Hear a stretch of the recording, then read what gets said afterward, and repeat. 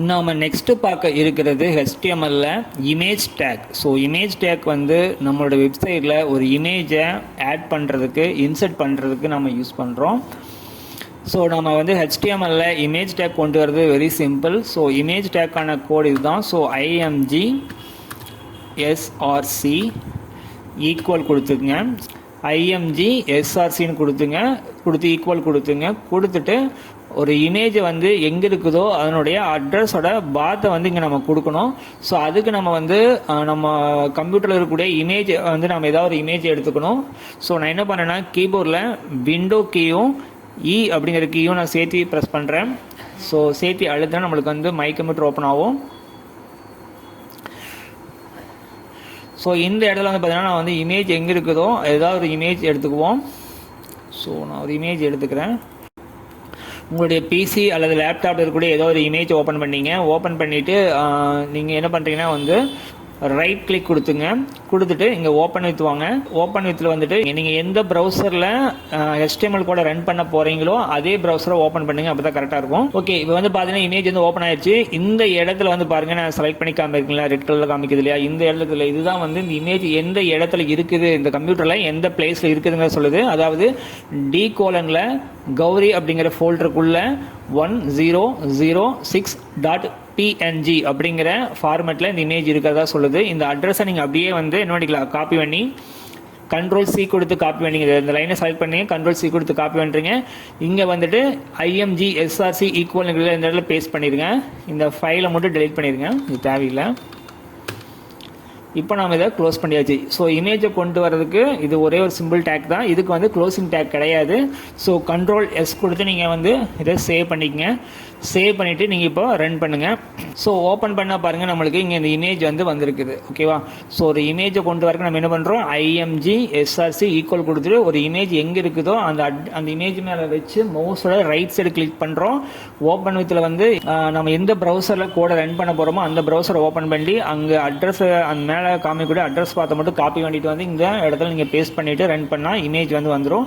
So திரும்ப இன்னொரு image நான் பண்ணி காமிக்கிறேன். ஸோ உங்களோட மெமரிக்காக. ஸோ img src கொடுத்துங்க, ஈக்குவல் கொடுத்துட்டு திரும்ப ஒரு இமேஜ் தேவை. ஸோ இங்கே ஒரு ஆட்டோ இருக்குது இல்லையா, ஸோ இந்த பஸ் எடுத்துக்குமா. ஸோ ரைட் கிளிக் கொடுங்க, ஓப்பன் வித் வாங்க. ஒபேரா ப்ரௌசர் ஓப்பன் பண்ணுறோம், ஏன்னா ஒபேரா ப்ரௌசர் தான் ரன் பண்ணிட்டு இருக்கிறேன் கோடை, அதனால் அதை ஓப்பன் பண்ணுறேன். ஸோ அதை நான் அப்படியே செலக்ட் பண்ணிவிட்டு ஸோ இந்த இடத்துல வந்துட்டு நம்ம Ctrl+V கொடுத்து பேஸ்ட் பண்ணிக்குவோம். நாம் இங்கே க்ளோஸ் பண்ணிக்கலாம். ஸோ இந்த ஃபைல் அப்படியே டெலீட் பண்ணாலும் பண்ணலாம், பண்ணாட்டியும் தேவையில்லை. Ctrl+S கொடுத்துட்டு நீங்கள் இப்போ ரன் பண்ணுங்கள்.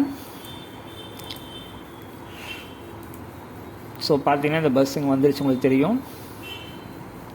இப்போ பார்த்தீங்கன்னா நம்ம ஃபஸ்ட்டு கொண்ட அந்த இமேஜ் வந்து அந்த சைஸ் அப்படிங்கிற அளவில் ரொம்ப சிறுசாக இருக்குது, ஆனால் இது வந்து சைஸ் கொஞ்சம் பெருசாக இருக்குது. ஸோ நம்ம இந்த பஸ்ஸோட சைஸையும் நம்ம குறைக்கிற மாதிரி இருந்தால் கோட்லேயே குறைச்சிக்கலாம்.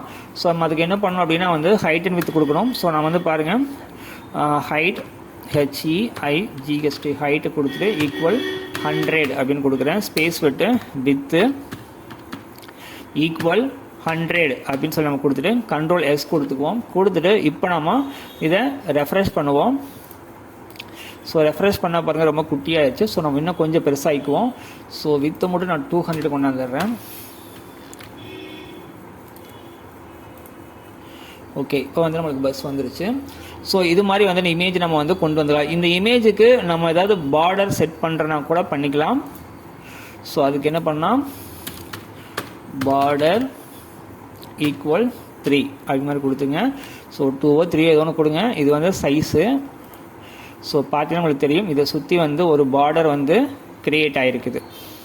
ஸோ நெக்ஸ்ட்டு வந்து பார்த்துட்டிங்க அப்படின்னா வந்து இந்த இமேஜுக்கும் நம்ம பார்டர் கொடுக்கலாம்.